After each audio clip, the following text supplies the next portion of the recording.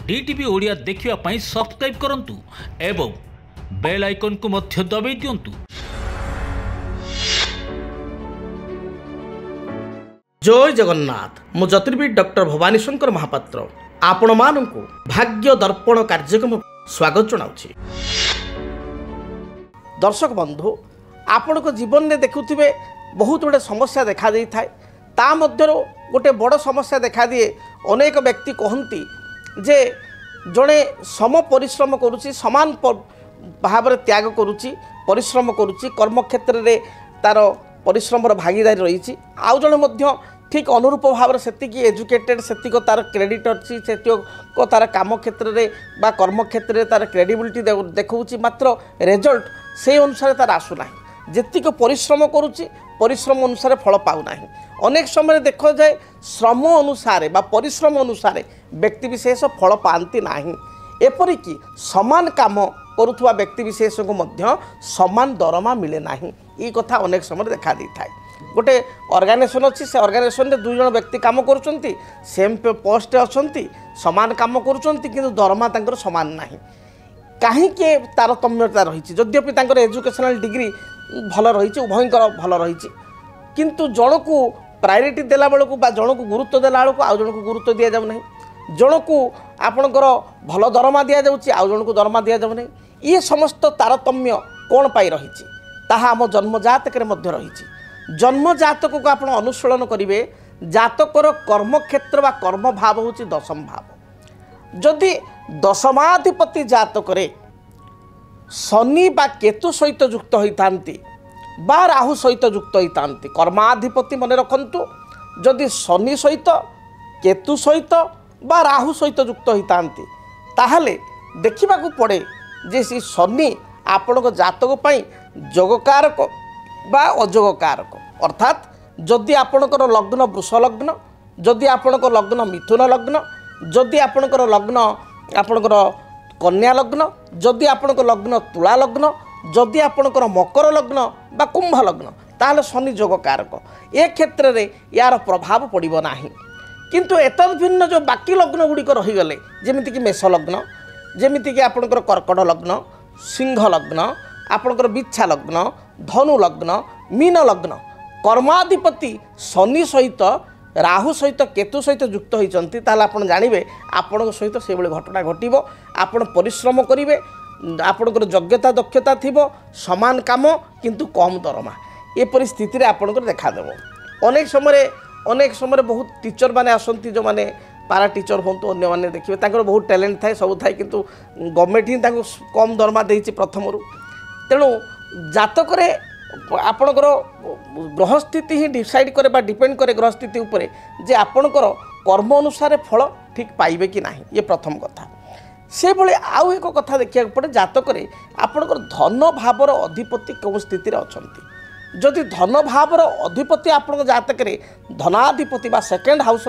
जी Lord सी अच्छा एकादश आय स्थान अच्छा एकादश अर्थात सोर्स ऑफ इनकम आय भावर अधिपति 11th लॉर्ड जदि जातक धन स्थान अच्छा अर्थात द्वितीय घरे अच्छा धनाधिपति सहित युक्त होती अर्थात second lord and 11th lord एकाठी अच्छा लग्न अच्छा अर्थात आपण लग्न द्वितीयाधिपति और लाभाधिपति एकाश अधिपति द्वितीयाधिपति लग्न अच्छा पंचम अच्छा ताहले आपण सहित एभली घटना घटव ना। हुए तो आपणकर योग्यता कम थी पारे मात्र योग्यता ठारू अधिक दरमा आपण प्राप्ति करेंगे अधिक अर्थ रोजगार करेंगे। बेले बेले समान कथा कह जाए जे आमर गोटे गाँव में गोटे ढग अच्छी बहुत लोग कहती जे कौन ना मकरम भारी पड़ारे संगात मकरम भारी पड़ा मु तो जह्नी गछ बोली रंजापति थी फलुची पिता तरड़ा। ये गोटे सुंदर कथा कह जाए दी जन सांग आपणकर गले कौटी कि ना हाट को गले और दी जन चिंता कले आम जह्नी चाष करूँ दी जन जाक गोटे दुकान सामान जह्नी मंजी दी जन जाक किणिले सामान ब्रांडर जह्नी माने भल जह्नी किणिले एका दिन चिंता कले एका दिन मंजी किणुचु एका दिन आम चषिबू एका दिन से माटी खोलिले एका दिन मंजी पतिले एका समय गछ दी जनकर बाहरिला एवं एका समय गछरे फूल आसला जेहेतु समान समय लगी एका समय फूल आसला फल धरला सुंदरा फल सुंदरा जह्नी दी जन बाटे फलला सी चिंता कले साधारणतः आपन जो फल तोला जाए शुक्रवार दिन शुक्र अनुकूल करा जाए बा शुक्र मुठी बोली कहा जाए एका दिन दुई सांग कौन कले आम गोटे दिन तोलिकी रोसई करवा दुई सांग जाक कौन कले दुई जन एका दिन तोड़ले प्रथम सांगटी धरतु राम सी तार स्त्री को देदेला तू रोसई कर द्वितीय सांग श्याम सी तार देदेला ता स्त्री को तू बा दाम ता स्त्री को देदेला तू रोसई कर राम रोसई कर सारिया खाई सारिया देखिला सी जो जह्नी जो आनी जह्नी जो तरकारी होता अति पिता एवं थू थू करके से तरकारी पकेला एवं ताको दाम को जाई कहला बा शाम को जाई कहला जे अरे भाई आम ठकामी पड़गले जो जह्नी तक आम आनी से जह्नी नुह ये पिता तरड़ा सेतबले आरो जन सांगटी कहला ये जह्नी एभली स्वादिष्ट तरकारी एभली स्वादिष्ट जह्नी मु आज जीवन पर्यंत खाई ना बहुत टेस्ट आ बहुत भल ये कथा शुणिकी राम हसिला कहला मत कौन बोका बनाऊँ ना चल आम घर जो तरकारी टी अच्छी खाई देखिए से तरकारी खाइला विश्वास कर पारानी से जह्नी बोली एवं कहला से जह्नी काट मु बसी तरकारी कर आउ थे खाइबी गछर तला तरकारी है खाइला से स्वाद सेतबले राम ही कहला जे मकरम भारी पड़ारे संगात मकरम भारी पड़ा ये गोटे लोक कथा हेले मध्य ये ज्योतिष शास्त्र सहित ये एकमत भाव में आम जोड़ी पारिबा तार कारण होउची जे योग्यता दक्षता थिबा लोक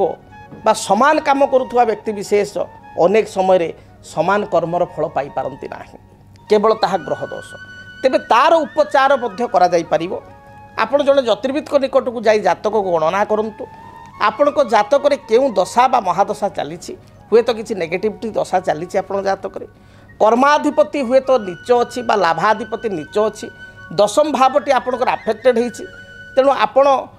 कर योग्यता दक्षता थिले मध्य सामना लोक को आप्रिसिएसन मिलूँ सामना लोक को अप्रेजाल मिलूँ आपण को मिलूना एवं आपण से अनुसार रे बेनिफिट पाई पारु नाहंती तेरे जातक रे प्रतिकार गुडी को कले सुनिश्चित भाव में आपण बेनिफिट पाई पारिबे जदि आपणक जीवन रे व्यक्तिगत पारिवारिक समस्या कर्मक्षेत्र नियुक्ति वैवाहिक समस्या वास्तु दोष एवं माली मकदमा आदि समस्या थाए ताहेले समस्यार समाधान और परामर्श पाई आमको जोगाजोग करंतु ज्योतिर्विद doctor Bhabani Shankar Mahapatra Budheswari colony plot number 26 Bhubaneswar phone number 9776833302 9439444924 आमर वेबसाइट www.srijagannathastro.com डीटीवी ओडिया देखिवा पई सब्सक्राइब करंतु एवं बेल आइकन को मध्य दबाई दियंतु।